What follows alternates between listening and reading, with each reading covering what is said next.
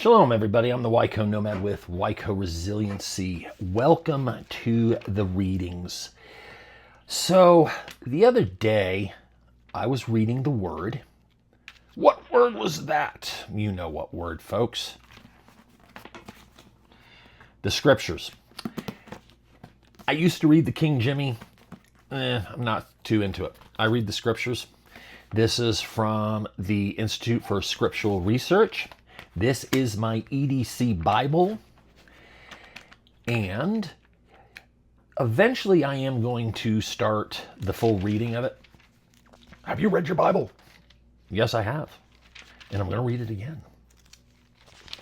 I have read the Bible from cover to cover, except for I am currently... where am I with the Psalms? Okay, I am in Psalms 89. Reason why is I did the Old Testament, the prophets, the New Testament, then went back to the Old Testament while filling in between with Psalms. Chronicles 1 and 2, the Begots. Yes. Read them. But I want to talk to you a little bit about Genesis, Bereshit, in the beginning. And guys, I'm old. I got to use readers because small print and fingerprints. So, and I kind of debate, I'm going to leave the comments open on this. Look, if you're going to jump in on the comments and say, you're wrong and this is why you need to, don't. Just stop. Don't. I don't need that. Don't want it. And I won't respond. Questions, polite comments and all that, perfectly acceptable. If it gets too out of control, I'll just turn off comments. I'm not going to go down. I'm not going to get into internet debates and arguments over Yah's word. Yahovah, Yahweh, Yah, Dad, Father. So many different names. I try not to use God,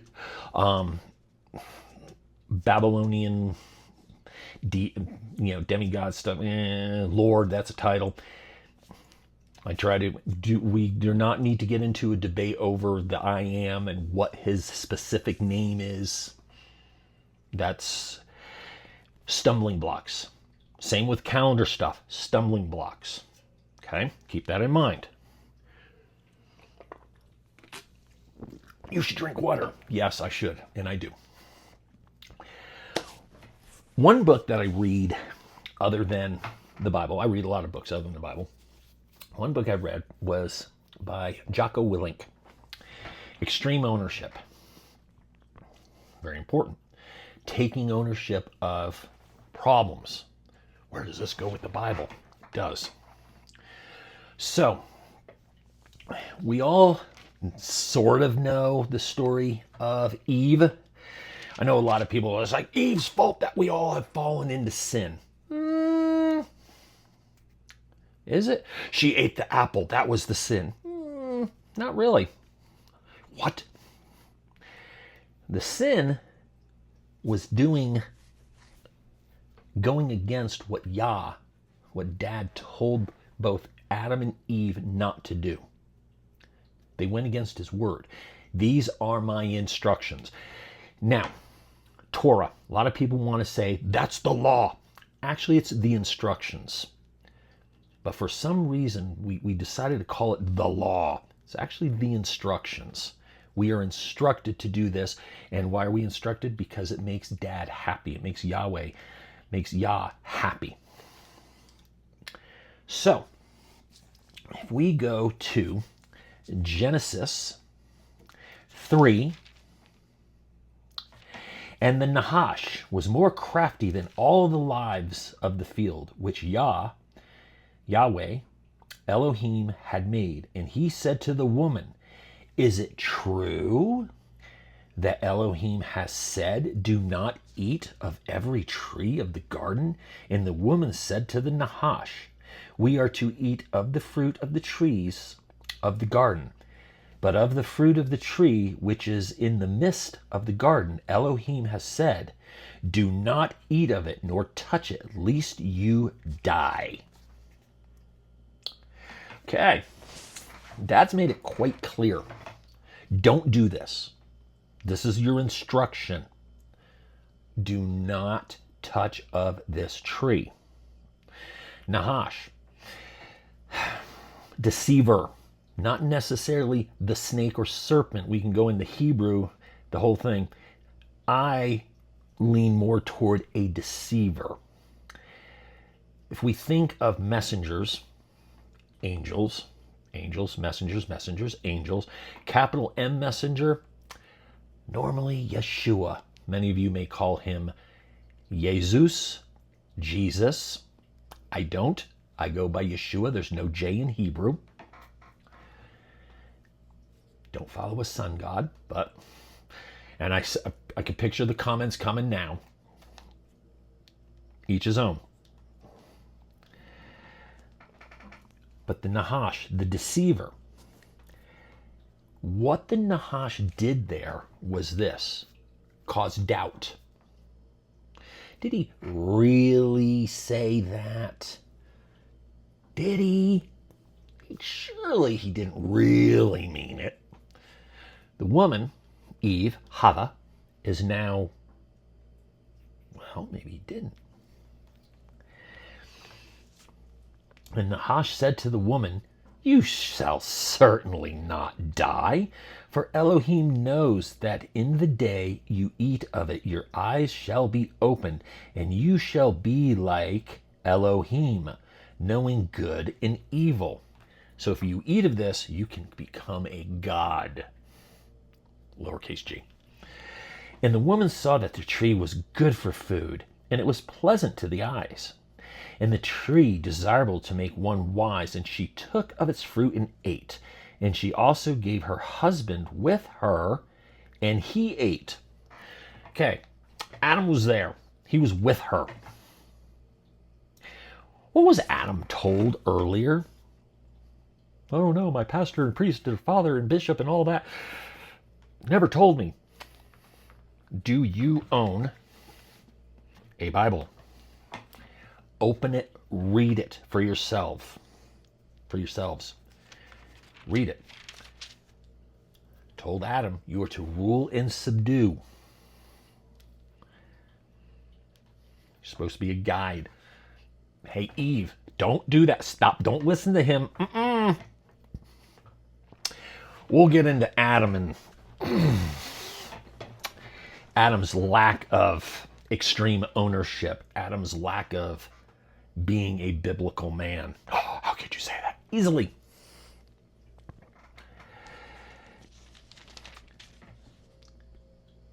So, 3:6, last sentence, and she also gave to her husband with her, and he ate, and the eyes of both of them were opened, and they knew that they were naked. Say, oh my God, we're naked. Mine has a little side. No, I'm kidding. Don't do that. Question. Did she giggle? Okay, I wasn't just saying. Shame on you. Not a pastor, not a bishop, not a prophet. Just a guy reading the word. And they sewed fig leaves together and made loin coverings for themselves because of shame. And they heard the voice of Yahweh, Elohim, walking about in the garden. No man shall see the face. That didn't happen until Moshe. Dad was walking with them in the garden. He was with them. Yo, kids, why you hiding?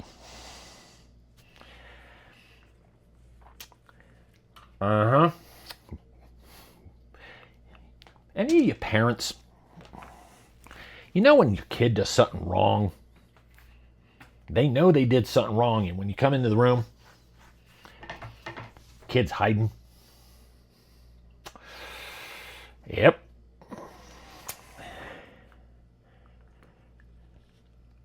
So when my daughter was a little one, she low crawled like she low crawled, snuck into my office, low crawled, got into my top drawer to steal sweet tarts. She low crawled. You can't let her know Dad was kind of proud of the fact that she snuck in like a ninja, like a spec ops, like she's part of Dev Group. No. She didn't get in trouble for stealing my sweet tarts. My sweethearts. Sweet tarts, mind you. She got in trouble for what she did after. Did you take sweet tarts? No. Did you take sweet tarts? No. That's the second time you lied to me. Do you want to? Yeah. She got in trouble for lying.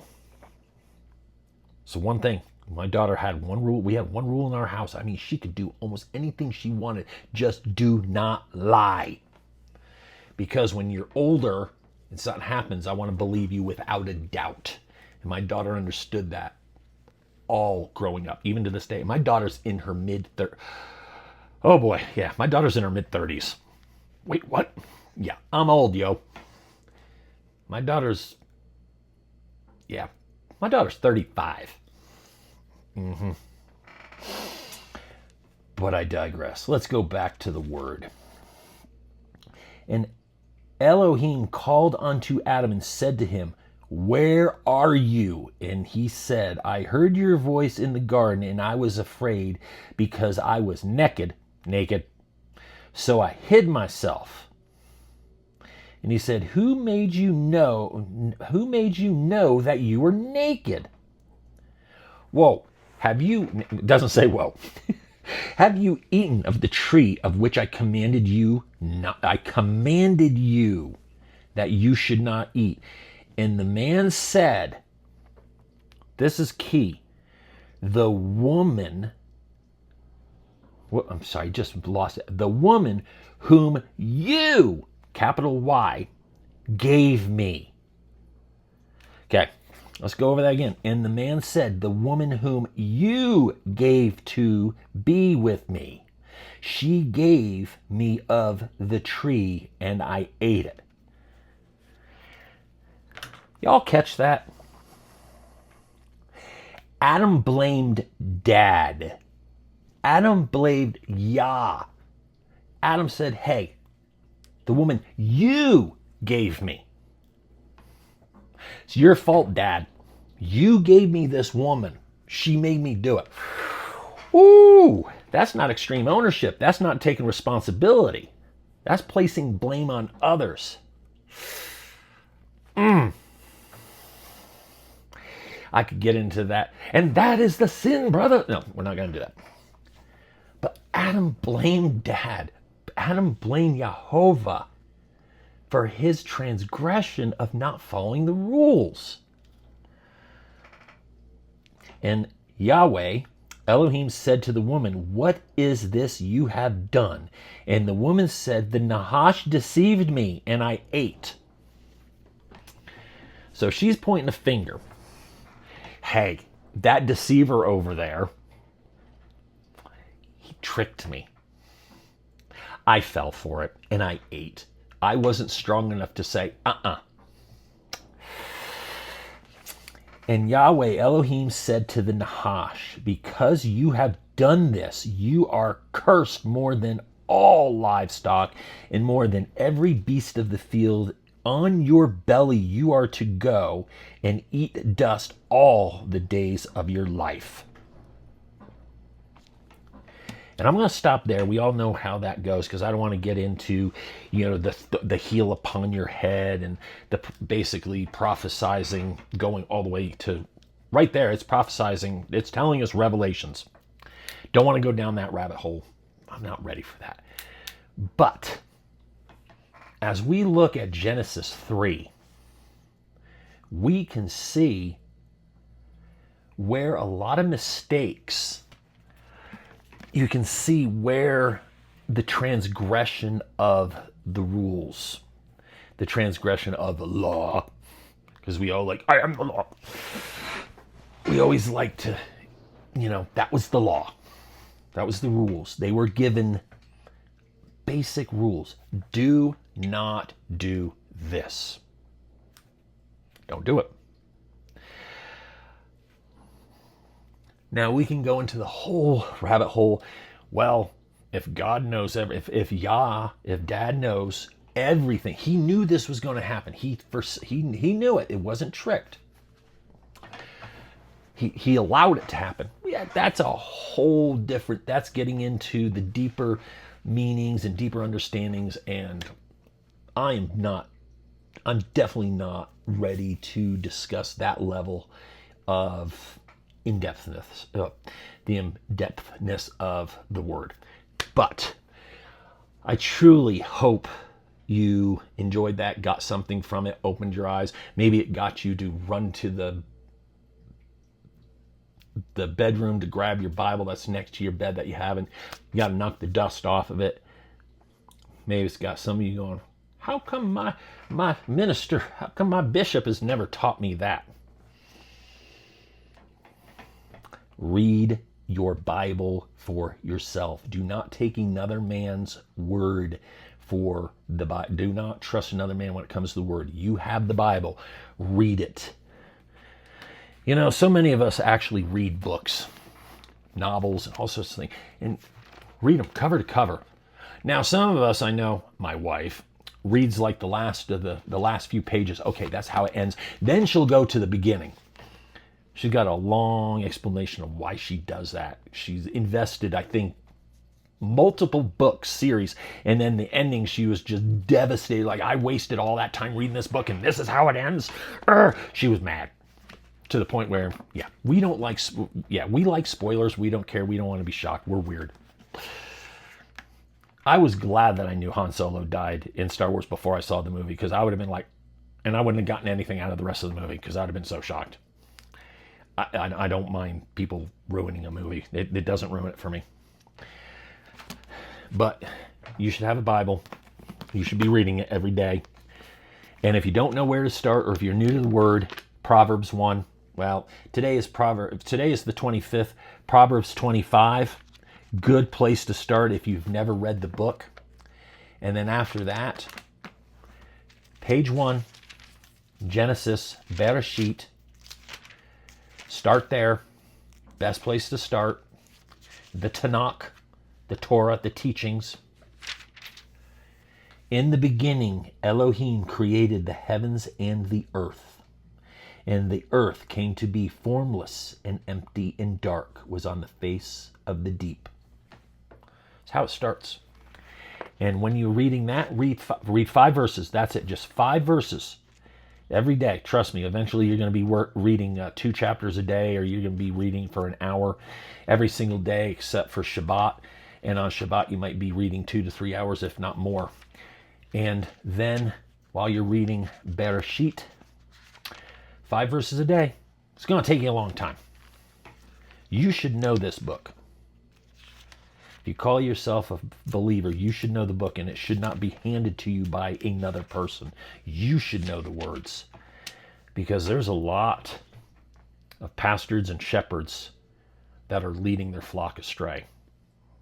It's true. Don't take my word for it. But the other one is Mediyahu. Matthew 1, the book of the genealogy of Yeshua, Messiah, Yeshua HaMashiach, son of David, son of Abraham. Abraham brought forth Isaac, and Isaac brought forth Jacob, and Jacob brought forth Judah and his brothers. Now, Jacob, Israel, Genesis 32, had 11 others. And then we could break it down to, well, it really wasn't 11, because you got Ephraim and